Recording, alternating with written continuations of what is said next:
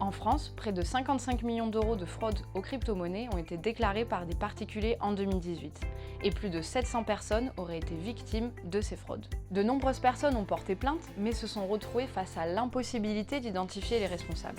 Face à ces plaintes classées sans suite, V pour Verdict a été contacté pour lancer une action collective. Maître Elisabeth Gello, avocate au barreau de Lyon, portera cette affaire.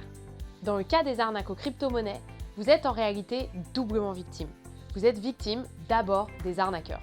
Mais ces responsables sont plus que difficiles à identifier et les parquets ont trop peu de moyens pour les traquer.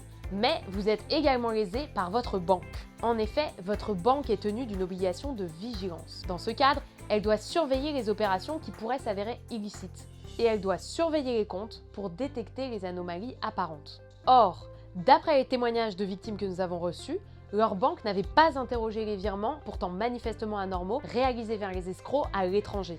C'est d'autant plus étonnant que les banques bloquent généralement les virements à l'intention des plateformes de crypto-monnaies, même les plus légitimes.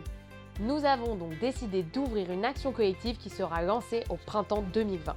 L'objectif ? Permettre aux victimes de demander le remboursement des sommes perdues et des dommages et intérêts à leur banque. Les préinscriptions sont ouvertes dès aujourd'hui et sont gratuites. Elle permet de rassembler un premier groupe de personnes concernées et de mieux organiser l'action amiable et éventuellement contentieuse à venir. La préinscription ne vous engage pas à poursuivre la procédure. Si vous êtes concerné et souhaitez agir, rejoignez-nous sur vpourverdict.com.